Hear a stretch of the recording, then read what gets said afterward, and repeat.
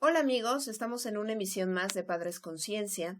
El día de hoy estoy muy feliz de estar nuevamente con Fabi Bazán. Hola Jess, ¿cómo estás? Y tenemos un gran invitado porque el día de hoy tenemos un tema muy interesante que no habíamos tocado en esta temporada ni en ninguna temporada de Padres Conciencia, que es la disfunción eréctil y cómo afecta a la autoestima. No solo a la autoestima de quien la padece, sino también de la pareja, y esto vamos a estar hablando con nuestro especialista, Alejandro Miguel. Así es, mucho gusto. Es un gusto estar Encantado. contigo. Él Encantado. es médico especialista en medicina interna y geriatría. Así es. ¿Verdad? Cuéntanos un poco de ti, por favor, de tu experiencia Bueno, en este tema. La disfunción eréctil es un padecimiento que compete en realidad a varias especialidades, si bien destaca con mucho la urología, porque es la que ofrece la mayoría de los abordajes, sobre todo cuando hay alguna patología que implica cirugía. Sin embargo, como ya lo dije, compete a muchas especialidades, comenzando por supuesto por la medicina general, la medicina familiar, que consideramos que capta alrededor de un 80% de todos los casos en el contacto primario de la medicina, y después pues se deriva hacia otros especialistas dependiendo de las causas y de las complicaciones de este padecimiento.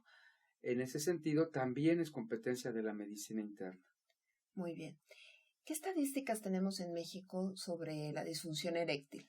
Bueno, hay que tomar primero en cuenta la panorámica mundial. Las estadísticas en el mundo son muy variables y son para el mundo de la ciencia, que genera todo el día, cada día, toneladas de información, podrían sonar muy viejas. Las estadísticas datan incluso de los años 90. Sin embargo, los especialistas consideran que esta situación no ha variado mucho, y ahorita voy a explicar cuáles son los factores que hacen que posiblemente esté subestimada. Alrededor del mundo se considera, perdón. Bueno, es nuestra melodía para dar introducción. Sí, alrededor del mundo consideramos que cerca de un 50% de las personas que tienen 40 y más años van a padecer disfunción eréctil. Esto es una cifra gigantesca. Ahora, ¿cuál es la panorámica en México? En México existe a principios de este siglo, en el año 2001, una encuesta muy importante que no ha sido superada por su metodología, su rigurosidad y su calidad. Esta encuesta se hizo en personas que iban de 19 a 40 años, es decir, lo que nosotros llamamos adultos jóvenes. En los adultos jóvenes, la prevalencia de la disfunción eréctil era de alrededor de un 10%. Pareciera poco, pero no lo es, y aquí es donde yo explico la razón de por qué las estadísticas pueden estar subestimadas. La disfunción eréctil es un problema que con mucha frecuencia se esconde, no se habla públicamente, incluso a nivel de consultorio. Para la mayoría de los pacientes no es un tema fácil de tocar, no es un tema fácil de admitir y tampoco de comprender en cuanto a las causas. Por esta razón, pensamos que ese 10% podría estar subestimado. Luego, de las personas de 40 y más años, sí sabemos en México, como en el resto del mundo, que hay un paralelismo, es decir, la prevalencia y la incidencia de este padecimiento va aumentando conforme a la edad, haciendo que muchas personas tengan la percepción de que es un padecimiento casi propio del envejecimiento, lo cual no es así. No es así. Es un mito. Eso es un mito, eso es un mito. Y en geriatría nosotros tratamos, entre otras cosas, de ir borrando primero la percepción cultural a través de la información médica. Entonces, ¿cuáles serían las causas más comunes? Porque sí, o sea, está muy asociado a la mayoría de edad, ¿no? Al adulto mayor. Sí, está asociado, pero las causas las comparten tanto jóvenes como adultos jóvenes, pues, y adultos mayores. Hace no poco tiempo se dividían las causas en dos grandes grupos. En primer lugar estaban las llamadas psicógenas, causas psicógenas, y luego las orgánicas o debidas a padecimientos propiamente médicos que podían tener un manejo quirúrgico o un manejo con fármacos. Esta situación ha sido muy dinámica. Actualmente existe una corriente muy importante, sobre todo en el campo de la urología, que está considerando que quizás las causas psicógenas no tienen como fuente primaria la importancia que se les dio al principio. Entonces, llegó un momento en que en el caso de los adultos mayores se llegó a considerar que cerca de un 80% de todos los casos de disfunción eréctil tenían causas psicógenas. Esto actualmente ha sido puesto en tela de juicio porque en México, como en otros lugares del mundo, tenemos dos grandes padecimientos, dos enfermedades que están consideradas prácticamente como pandemias y que tienen como una de sus complicaciones a la disfunción eréctil, y que son la diabetes y la hipertensión. Entonces, esto por supuesto impacta mucho la percepción previa de las causas psicógenas. Con diabetes e hipertensión tenemos más de la mitad de los casos de la disfunción eréctil en la consulta, por esta razón, en la medicina interna. Ajá. Entonces podemos decir que esta creencia de es normal que al envejecer el hombre presente disfunción eréctil es un mito. Es un mito. En el envejecimiento efectivamente ocurren cambios en el desempeño sexual del hombre. ¿Cuáles son estos cambios? Recordemos que tan solo para fines didácticos nosotros estudiamos todo el proceso desde la excitación hasta la eyaculación en el hombre, lo dividimos en varias fases. Entonces está la fase de excitación, está una fase de meseta, la fase de resolución y una fase refractaria. En el envejecimiento, todas estas fases de manera general se van alargando. Tanto así que, por ejemplo, el periodo refractario en un muchacho de unos 21 años puede tener una duración de minutos. Y un contraste pero muy evidente es que una persona mayor, digamos, de unos 82 años, puede tener un periodo refractario que sea incluso de varios días. Ahora bien, aquí es necesario puntualizar que estamos hablando de un tipo de envejecimiento poblacional al cual en geriatría le llamamos usual o común, lo cual significa que no necesariamente todas las personas van a tener este tipo de envejecimiento en su desempeño sexual. Tenemos un axioma en la medicina, y en la medicina este axioma dice: órgano que no se usa se atrofia, pero tiene una cara contraria. Un órgano que sí se usa se mantiene funcional durante toda la vida, e incluso podría aumentar su desempeño y su funcionalidad, como es el caso de las funciones intelectuales. Una persona que tiene un gran desempeño intelectual por su gusto, por sus actividades, lo más seguro es que con el paso del tiempo incremente las conexiones dendríticas y pues tenga más capacidades intelectuales conforme pasa la edad. En el caso del desempeño sexual, las personas que tienen una vida sexual activa continua generalmente no envejecen de esa manera, y si bien sí experimentan los mismos cambios, son cambios que tienen mucho menos impacto. Entonces, si tenemos a una persona que siempre ha tenido una actividad sexual regular y llega a los 82, 84 años, lo más probable es que su periodo refractario no sea de minutos, ciertamente, pero sea posiblemente de algunas cuantas horas para poder tener una nueva relación sexual con una penetración satisfactoria para él. Ok, entonces, dices también, estabas comentando que muchos de los casos que tienen que ver con disfunción eréctil también tienen que ver con otras cosas asociadas a la salud, la diabetes, la hipertensión, que en México, por ejemplo, es un gran tema de salud. Es muy común que la gente tenga diabetes y a edad muy temprana, sí, al igual que la hipertensión. Entonces, ¿qué síntomas se deberían de tener en cuenta para pues detectar que es también un problema de salud y no psicogénico, como decías, ¿no?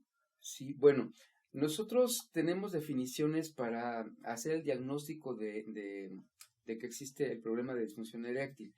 Y la definición a la que nos atenemos en la medicina interna nos dice que para que un paciente sea diagnosticado con disfunción eréctil se debe cumplir que tenga una falta de erecciones matutinas y nocturnas, tomando como un parámetro normal entre 3 y 5 erecciones por la noche y una por la mañana.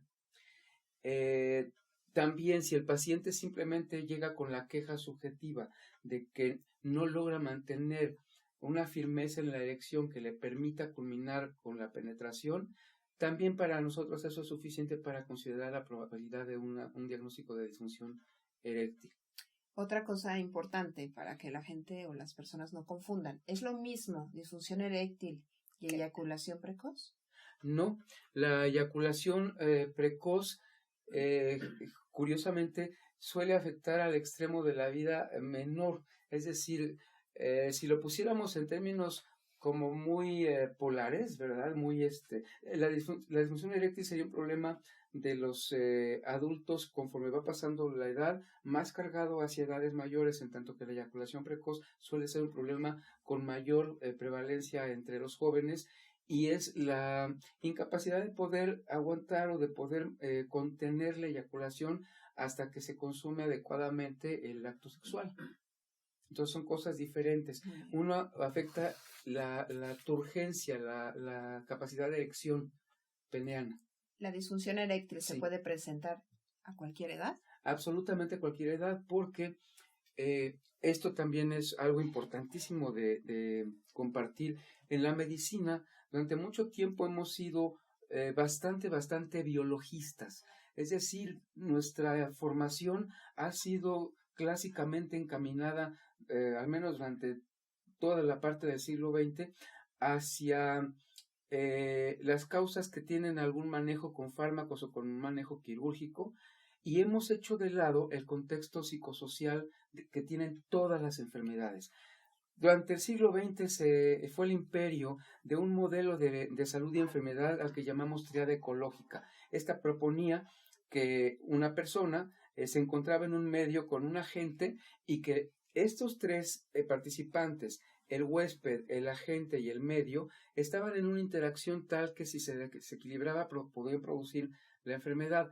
Hoy trascendemos eso, trascendemos y sabemos que esa triada ecológica no es igual para todos porque depende de un modelo socioeconómico y que cada persona va a enfermar dependiendo del lugar que ocupe en una cadena de producción dentro de un modelo socioeconómico. Entonces, podemos tener incluso dos gemelos, ¿verdad?, que tienen la misma carga genética, tendrían que enfermarse igual, pero si y vamos a suponer que trabajan en una mina, en una industria de la minería. Pero supongamos que un gemelo es minero y el otro es un gerente. No se van a enfermar igual y posiblemente van a fallecer de causas diferentes a pesar de haber nacido con el mismo sustrato genético. ¿De qué nos habla esto? Del estilo de vida. Entonces, en medicina cada vez más le estamos poniendo mucho interés al estilo de vida, porque este estilo de vida es el gatillo, es el precipitante e incluso la causa de muchas enfermedades. Entre ellas están todas las causas psicógenas que siguen existiendo detrás de la disfunción eréctil. Por ejemplo, ahorita justo que hablas de eso, ¿no? De la parte social, de la parte económica, ¿cómo es que, por ejemplo, hablando como de un país de México que es muy machista, cómo es que esta parte de la virilidad del hombre se centra principalmente en el pene, ¿no? Entonces, el no poder tener una erección o el no poder llegar, pues, a tener una relación sexual con tu pareja, ¿cómo es que afecta? Tanto en la parte emocional como en la parte también social, porque, bueno, lo que dices también es que no se dice, ¿no? Llegas a consulta y no lo dices, pues, por pena, porque, pues, no es aceptado socialmente, ¿qué es lo que van a decir los demás? Y es Entonces, que cuando el miembro no funciona, es que se no pierde funcionas esta tú. imagen del poder, ¿no? Porque Bueno, está relacionado con esa parte. Exacto. Tomemos en cuenta que nosotros tenemos un modelo social basado en un patriarcado. Tenemos un modelo social en donde las poblaciones tradicionalmente marginadas incluyen a aquellos que históricamente no han producido, entre comillas, y que son las mujeres, los niños y las personas discapacitadas. Estos tres grupos han sido marginados y en el centro se encuentran los que han producido y son hombres y jóvenes tradicionalmente. Es decir, a este modelo productivista también se le ha conocido como un modelo de falocracia. ¿Por qué? ¿Qué hay atrás de esto? Lo que hay atrás de esto es una construcción de una cultura que trate de perpetuar al sistema. En esta cultura, el valor se centra de una manera simbólica en el pene, efectivamente. ¿Cómo vemos esto reflejado, por ejemplo, en el transcurso del tiempo y el impacto que tienen los hombres? Para empezar, Los hombres carecen de una información acerca de la sexualidad y es una carencia impresionante, es un vacío de verdad asombroso acerca de la sexualidad. Todos lo centran, para empezar, la sexualidad de los varones heterosexuales y característicos de nuestra sociedad se centra en el coito y del coito únicamente en la penetración. Para la inmensa mayoría de los hombres, sexo y sexualidad son penetración. Fuera de eso no existe ninguna otra cosa más. Para ellos otro tipo de manifestaciones como puede ser una fase preparatoria con jugueteo, con la pareja, etcétera, suele ser nada más un preámbulo necesario como una concesión a las mujeres, pero no porque ellos lo necesiten realmente. Ellos a lo que quieren llegar es únicamente la penetración. Desde ahí vemos nosotros que la mayoría de nuestra cultura tiene una visión muy reduccionista de la sexualidad masculina. Ahora, va a pasar el tiempo. Tomemos en cuenta que esta gente, estos hombres, han sido criados y han sido formados alrededor de un solo momento, el momento de la penetración, gracias a que tienen una erección. Con el paso del tiempo, los cambios a los que me refería van a hacer, entre otras cosas, que el periodo de excitación sea mucho más largo. Ellos ya van a necesitar más tiempo.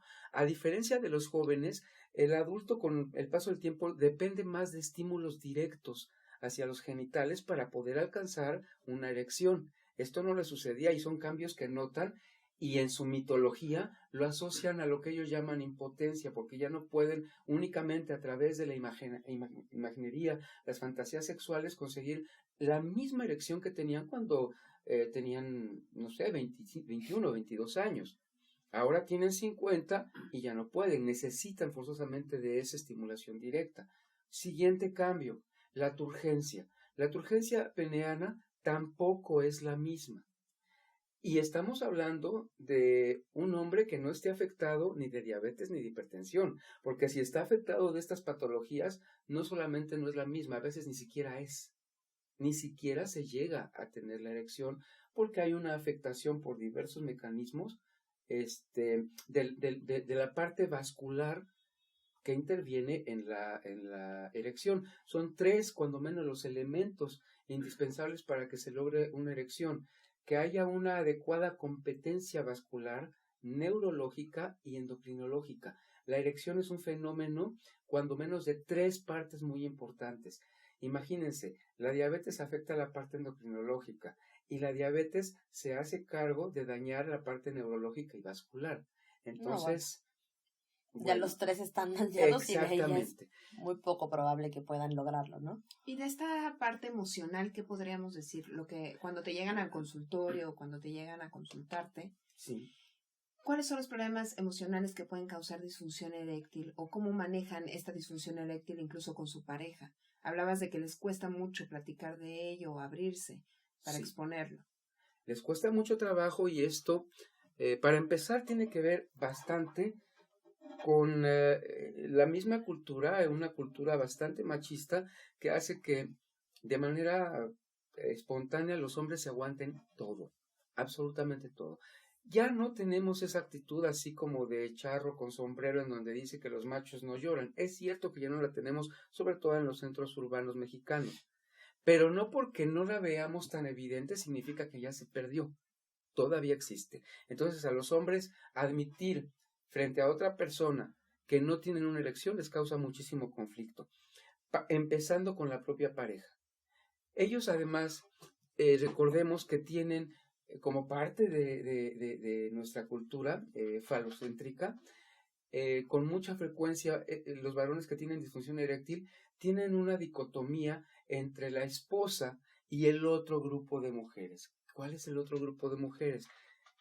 Hay una bipolaridad ideológica. Están las mujeres santas, en donde nosotros vemos cómo identifican claramente a las mujeres que no se tocan, como son las hermanas, las hijas, la esposa, la madre, y están las otras, las mujeres que sí pueden ser, en términos bastante degradantes, pueden ser usadas. Entonces, muchos hombres descubren en ese camino que tienen disfunción eréctil con su esposa pero con otras no. Exactamente. Entonces, menos lo hablan porque de manera sintomática recurren a otras parejas, generalmente extramatrimoniales o extrapareja, para paliar los síntomas de ansiedad, de daño a la autoestima que suelen asociarse a la disfunción eréctil. El problema, por lo tanto, permanece oculto, se va haciendo insidioso, va creciendo, hasta que evidentemente llega un momento en que con ninguna persona, con ninguna pareja sexual, pueden ellos tener un desempeño satisfactorio. Es importante hablar de esto porque esta visión, en donde no estamos hablando de causas como la diabetes o la hipertensión, se convierte o echa a andar un círculo vicioso, en donde la ansiedad, la depresión, el enojo, todas estas reacciones que llamamos reacciones de duelo ante la pérdida de algo, como es un estado de salud, empiezan a generar dentro de la pareja un círculo de violencia. Y el círculo de violencia aparta todavía más y deshace a la pareja, pues evitando que haya una comunicación adecuada. Hay un dato muy curioso que es consistente con estos hallazgos. Sabemos que muchas de las parejas, fíjense, son parejas jóvenes que acuden a las clínicas de infertilidad, pues porque no pueden lograr un embarazo. Una porción importante de ellas no puede lograr el embarazo porque hay disfunción eréctil por parte del esposo o de la pareja masculina. Lo curioso es esto. La mayoría de estos hombres que no pueden lograr una erección para tener un embarazo con su pareja, cuando llegan a la parte de donar semen, pueden lograr una erección perfectamente normal y una eyaculación a través de la masturbación. ¿Qué nos está diciendo esto? ¿Es o no es psicógeno? Evidentemente, ¿no? Entonces, sí, porque físicamente tiene todas las características de que puede hacerlo. Así es. Entonces, ahí estamos viendo muchos problemas que, nos guste o no, se tienen que enfocar desde el punto de vista de la sociología, la psicología, y por supuesto que tiene mucho que ver el cambiar nuestras visiones de las perspectivas de género que estamos viendo que no están sirviendo. Falsas creencias. Exacto. Están haciendo infelices a las personas. Por ejemplo, ¿y cómo hablar con la pareja sobre esto? Porque si de por sí cuesta trabajo hablar con el especialista, pues después, ¿cómo comunicárselo a la pareja?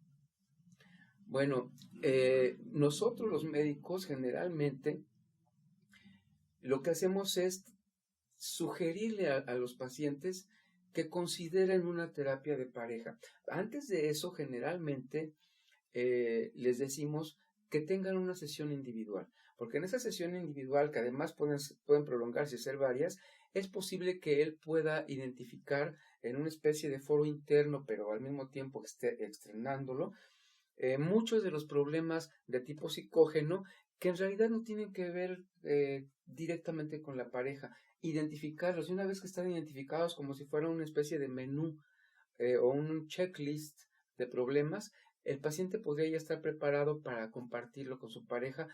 ¿Por qué no desde el principio a todos? Porque a veces podemos abrir escenarios de agresión, y las agresiones siempre van en una dirección, a pesar de que las mujeres puedan responder de manera aparentemente violencia, la carga más violenta la llevan ellas. Entonces, ¿qué se descubre en las sesiones de una persona afectada por difusión eréctil y que está en una terapia individual? A veces problemas tales como los económicos, que uno dice, bueno, pues ¿dónde queda esto entre la anatomía y fisiología del aparato reproductor? Eso es a lo que voy. Cuando yo soy terapeuta de Reiki, entonces cuando me han llegado en alguna ocasión con este problema es cuando se sienten impotentes ante una situación. O sea, el mensaje que te está dando la disfunción eréctil es: me siento impotente para resolver un problema económico, laboral, de pareja, me siento presionado por mi pareja, por mi esposa, porque tengo que cumplir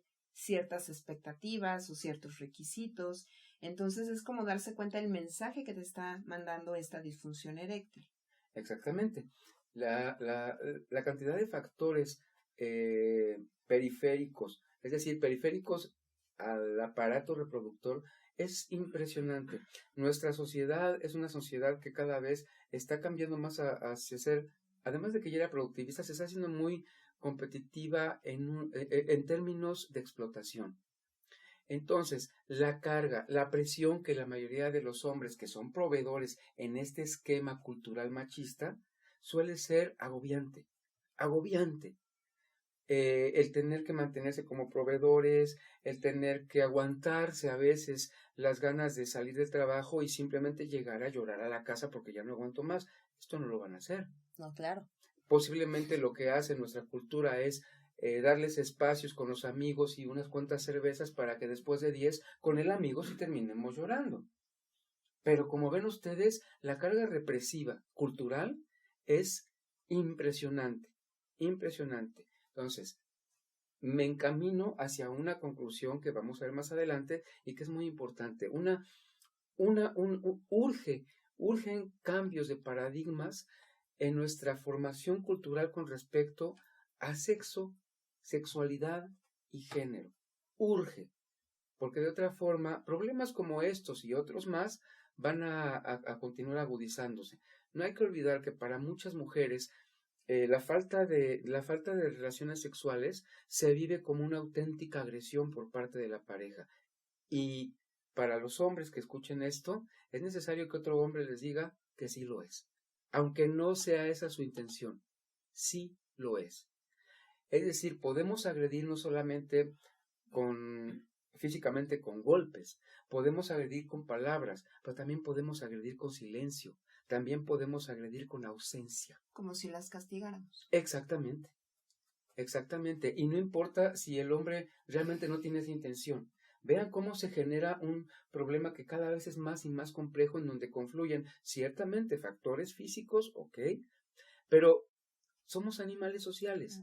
Todos estos problemas físicos se van a agudizar o se van a resolver si nosotros vamos modificando cualquiera de tres esferas que determinan todo nuestro universo de vida. La esfera biológica, ciertamente, la esfera psicoafectiva y la esfera sociofamiliar y económica. Todo lo que somos los seres humanos podría englobarse en cualquiera de esas tres esferas. Ustedes afectan cualquiera de ellas y en el centro está nuestro estado de salud. Claro, porque finalmente somos un sistema y se afecta a uno y entonces los demás se quedan afectados. Exactamente, exactamente.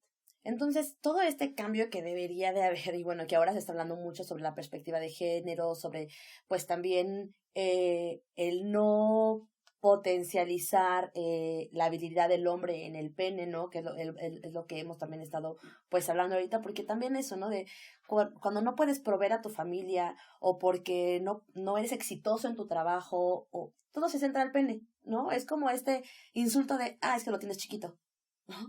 Pero es que tú no puedes. No solo es la agresión, esta parte de la falta de relaciones del hombre hacia la mujer, sino la mujer cómo responde cuando se presenta esta disfunción eréctil.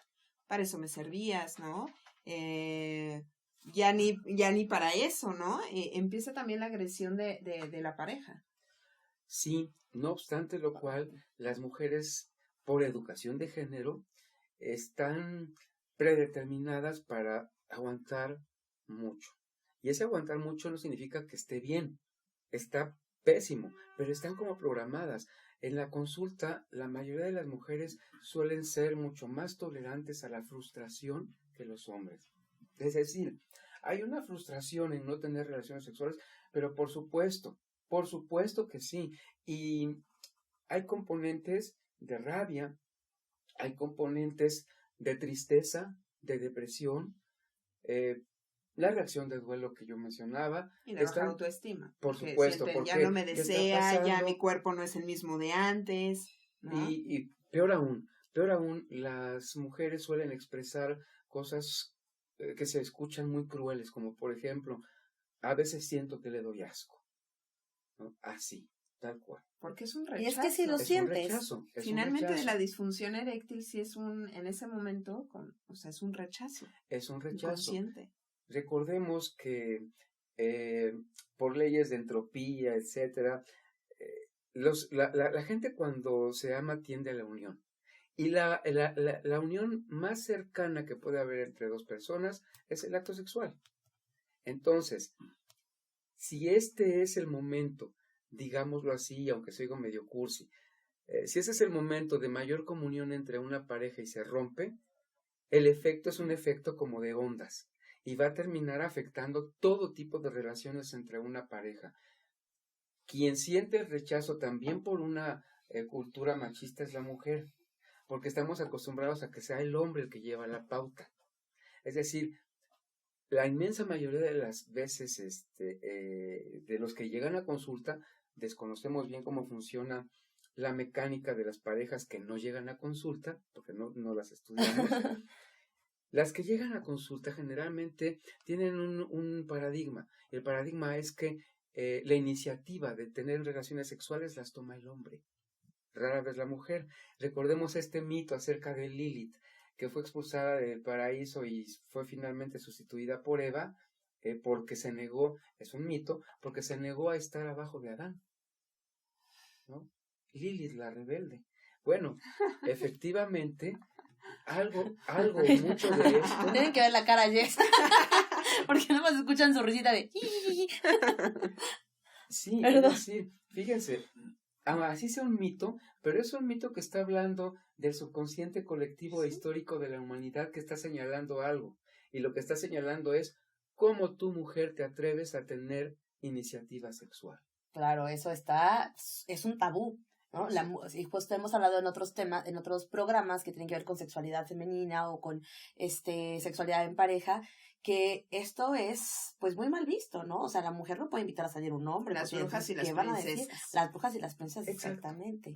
¿No? Entonces, Exacto. lo esperado para el hombre y que se transmite de generación en generación por la mamá, por la abuela y demás, es que tú necesitas a una mujer buena, abnegada, y a la que tienes que rescatar, por favor. Ajá, también, claro, ¿no? A esa que es, no importa lo que pase, que aunque esté frustrada, aunque aguante y demás, siempre va a estar contigo, porque las otras son, pues, mera diversión, ¿no? Solamente para lo pecaminoso, dirían algunas personas. Entonces, bueno, volviendo como a esta parte que dices que es sociocultural, biológica y demás, o sea, esto se transmite de generación en generación, que es lo que estamos escuchando, ¿no? ¿Qué hacer con los niños, no? Que son los que vienen pues como con toda esta carga y que vienen ahora estas nuevas generaciones, donde ya se está abriendo como mucho más también, pues, toda esta parte sexual, ¿no? Que también decíamos, bueno, ahora se escucha mucho en el radio, ¿no? De protégete y no vayas a la fiesta sin globito, ¿no? Esos anuncios del gobierno, ¿no? O también que pues en la televisión ya se ven anuncios de condones, ¿no? De preservativos, que también las toallas femeninas, que antes era un tabú, ¿no? O pues ver este tipo de imágenes o de anuncios auditivos, visuales que están en todas partes, que los niños ya están como más involucrados. ¿Cómo guiarlos en el que el pene no sea él, ¿no? No la persona, sino él. Sí, esto es importante también recordemos, cuando hablamos de esto, estoy seguro que la audiencia seguramente de manera inconsciente está pensando en niños varoncitos. No, esto involucra también a las niñas. Claro. Entonces, lo que debemos hacer es muy grande, es un cambio, es prácticamente una revolución.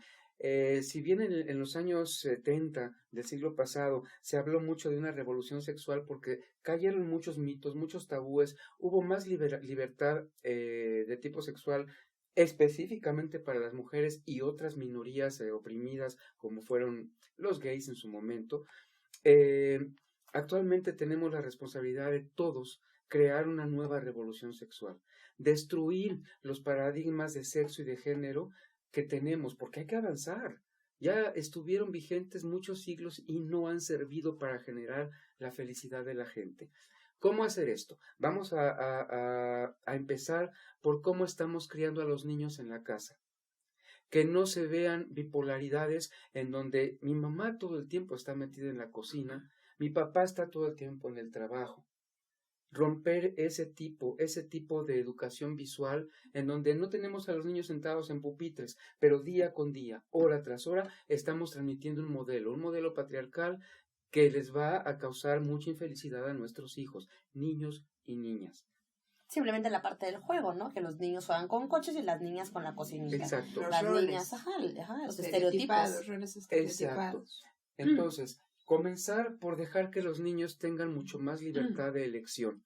Y esa libertad de elección significa que si el niño va pasando en un supermercado y de repente vio la cajita donde hay unos animalitos y una muñequita y le gustó, no pasa nada, por el amor de Dios, con que se lo llevemos porque va a estar jugando un rato.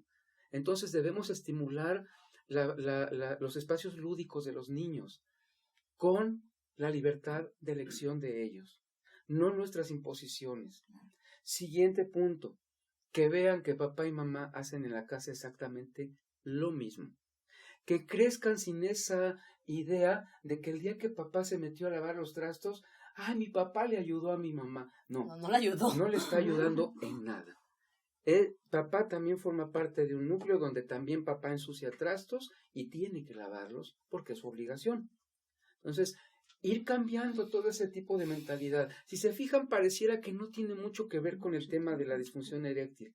No, sí tiene que ver porque es con la parte de la virilidad, ¿no? Los hombres no se meten a la cocina. Los hombres no cambian pañales. Los hombres no trapean. Ellos tienen el poder. ¿No? Así es. Entonces, ellos solamente están para procrear. Y para proveer. Y proveer. Ahora, recordemos que nuestra sociedad durante mucho tiempo marginó a las mujeres porque no eran productivas. Ahora las ensalzamos porque ya tenemos mujeres doctoras, ingenieras y hasta presidentas. Critiquemos también eso. ¿Por qué? Porque lo que hemos hecho los hombres es, en una sociedad, abrir espacios que inventamos nosotros para que las ocupen ellas. Pero ¿y ellas qué han inventado? ¿Qué han inventado en 30,000 años? No les hemos dejado inventar nada. Entonces, para recordar esto en la casa, tenemos que dar libertad a nuestros hijos. Tenemos que dejarlos que tengan la capacidad de decidir y de inventarse un mundo distinto al nuestro. Los hombres tenemos una responsabilidad inmensa. Y es una responsabilidad que hace que muchos sientan furia. Porque lo que voy a decir no es nada fácil de aceptar por un hombre. Los hombres en este momento de la historia humana debemos aprender a callar y debemos aprender a apoyar a las mujeres con nuestra ausencia. Dejar de meter la nariz en todo lo que tiene que ver con ellas. Ver cómo se organizan, ver cómo crean nuevas identidades ellas. Porque la mitad de la humanidad puede tener respuestas claves y no las hemos dejado hablar.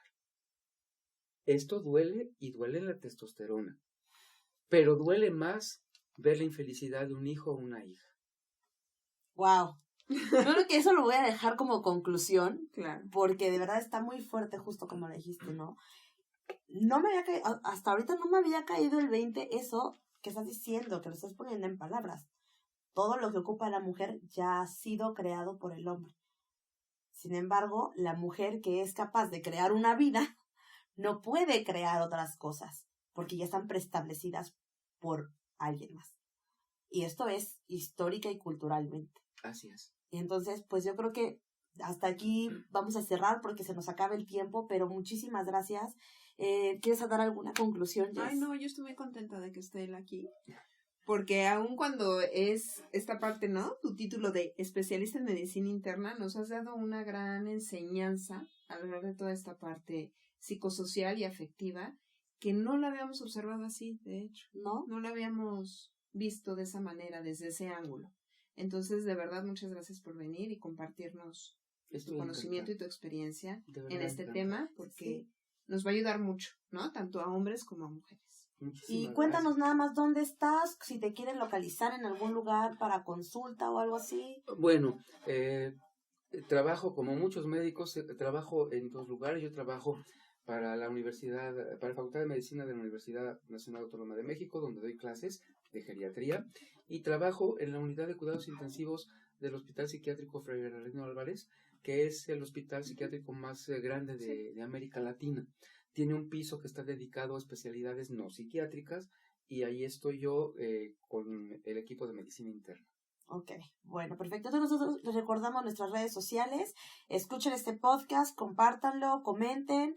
Estamos en Facebook como Padres con _Ciencia, en Twitter como @concienciapaz.